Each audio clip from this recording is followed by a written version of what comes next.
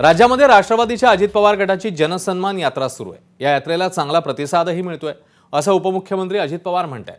तसंच राज्यातील वेगवेगळ्या घटकांसाठी वेगवेगळ्या योजना सुरू केल्यात असंही त्यांचं म्हणणं आहे। त्यांच्याशी अनेक विषयांवर एक्सक्लुझिव्ह संवाद साधला आमचे प्रतिनिधी निलेश बुधावले यांनी।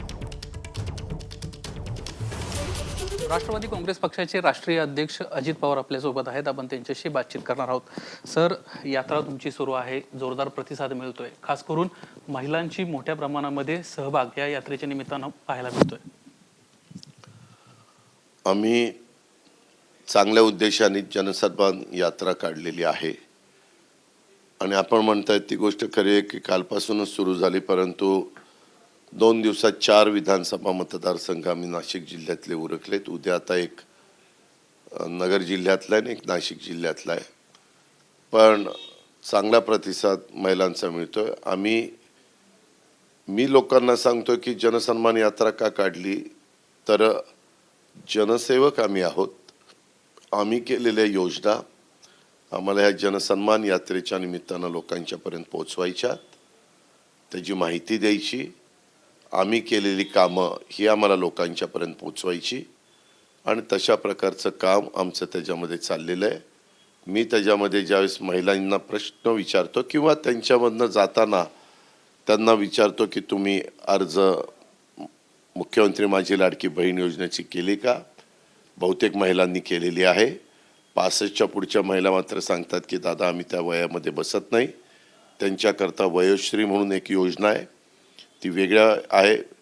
आपण मुली असतील, लहान मुली जन्मलेल्या असतील, त्यांच्याकरता पण लखपती मुलगी लखपतीची ती योजना आणलेली 1,01,000 तिचा जन्म झाल्यापासून ती 18 वर्षाची होईपर्यंत आपण त्याच्यामध्ये देतो। हा सगळ्या गोष्टी सरकारच्या वतीनं केल्या जातात। अशा सगळ्या बाबींचं माहिती हा देण्याचा आमचा ह्या जनसन्मान यात्रेचा उद्देश आहे आणि त्या पद्धतीने आमचं काम चाललेलं आहे। दादा, मधल्या काळात तुम्ही वेगळा निर्णय घेतला। तुम्ही पूर्वी देखील उपमुख्यमंत्री होता, त्यावेळेस तुमचे जे सहकारी होते, अनेक सहकाऱ्यांवर सध्या एक अधिकारी जे आहेत परमवीर सिंग, ते गंभीर आरोप करताना पाहायला मिळत आहेत। जयंत पाटील, शरद पवार यासोबतच अनिल देशमुख यांना अनेक प्रकरणांमध्ये माझ्यावर दबाव आणला आणि मला काही चुकीची कामं करायला लावली, अशा पद्धतीची माहिती त्यांना दिली। या प्रकरणांसंदर्भात किंवा त्यांचे जे तक्रार आहेत, तुम्हाला काही याची कल्पना होती का की अशा पद्धतीने काही घडतंय? मी आपल्याला सांगू का, मी ह्यावेळेस माझं मन पक्क तयार केलेलं आहे।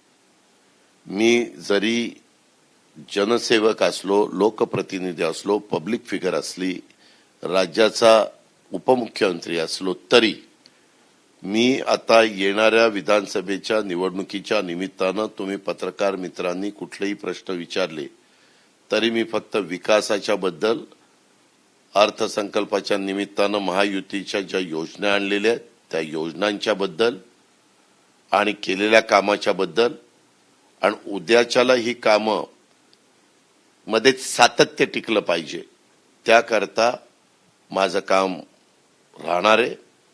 मी अशा अनेक वेगवेगळ्या प्रश्न विचारण्याचा तुम्हाला अधिकार आहे, पण मला त्याच्यामध्ये खोलात जायचं नाही, त्याच्यात पडायचं नाही। त्याच्यातून काही आरोप प्रत्यारोप होतात, फार काही त्याच्यातनं निघतं असं मला तरी वाटत नाही। त्याच्यामुळं मला त्याबद्दल नो कॉमेंट्स। दादा, राज्यसभेचं नोटिफिकेशन नुकतंच निघालेलं आहे। पियुष गोयल आणि छत्रपती उदयनराजे भोसले यांच्या 2 रिक्त जागा आहेत, त्या जागांवर आता ही निवडणूक पार पडणार आहे। खरं तर साताऱ्याच्या बदल्यात सातारला खासदारकी देऊ असं वाईट आपण भाषण केलं होतं। साताऱ्यासाठी ही जागा मिळणार आहे का की अन्य काही प्लॅन आहे? आम्ही त्यावेळेस भारतीय जनता पक्षाला विनंती केलेली होती की राष्ट्रवादी काँग्रेस पक्षाची स्थापना झाल्यापासून 99, 2004, 2009, 2014, 2019 सातत्याने राष्ट्रवादीचा घड्याळाच्या चिन्हावरचा खासदार तिथं निवडून आलेला आहे। यावेळेस त्यांनी जरा विनंती केलेली होती की बाबा ती जागा आम्हाला सोडा। आम्ही त्यांना सांगितलं की आम्हाला त्याच्या बदल्यामध्ये काय त्या ठिकाणी दिलं जाईल आणि मग चर्चेअंती असा आम्ही निष्कर्षास आलो की पियुष गोयलांची 4 वर्ष राहणारी जागा ही आम्हाला त्या ठिकाणी मिळावी, त्यावेळेस आमच्यामध्ये चर्चा होऊन ते मान्य करण्यात आलेलं आहे. त्याच्यामुळं आम्ही ती जागा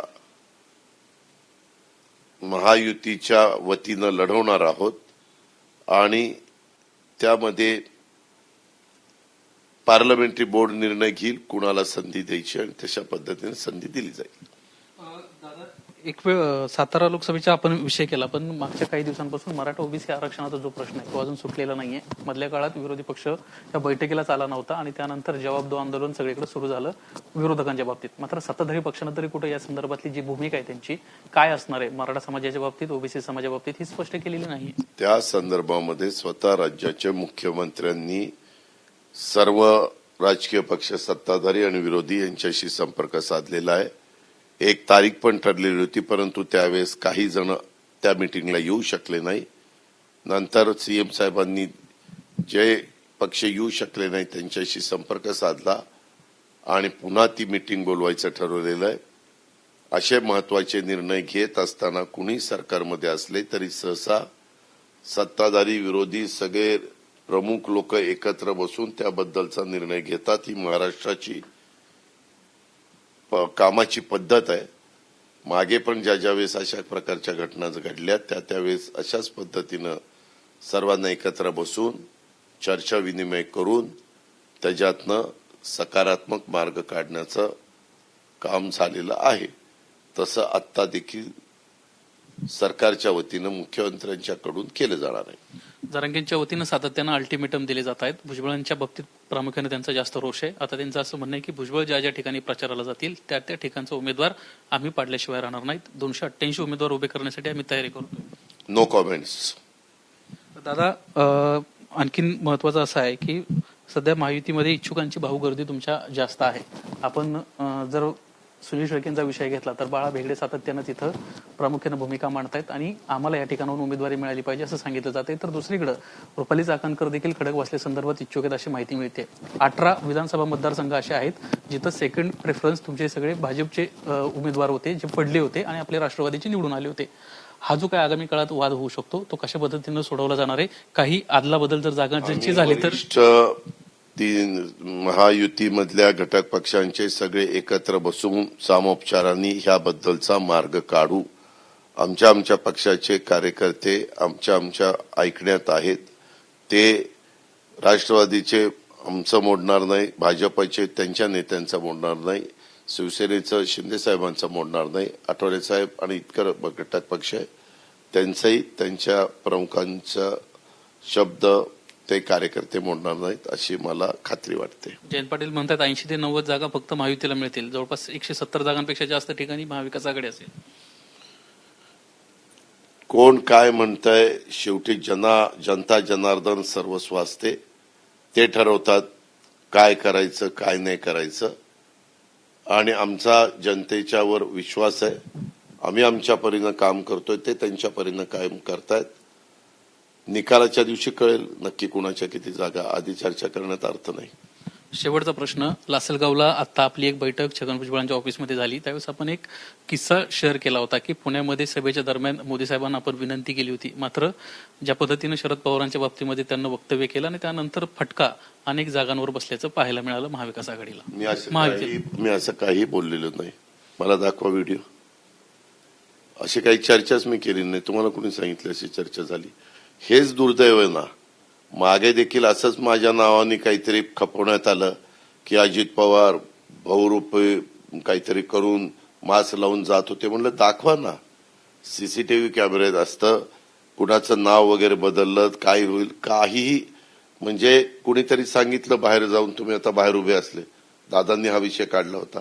अरे पण पत्रकार मित्र म्हणून तुम्ही त्याची शहानिशा केली का? त्यांना विचारलंय का असं काही आपण बोललोय का? मी असं काही बोललेलोच नाहीये. बोललेलो असेल तर पुरावा द्या. हा सूर्य हा जयत्रथ.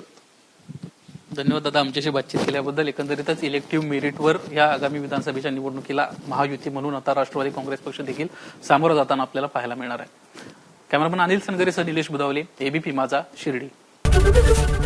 एबीपी माझा उघडा डोळे बघा नीट.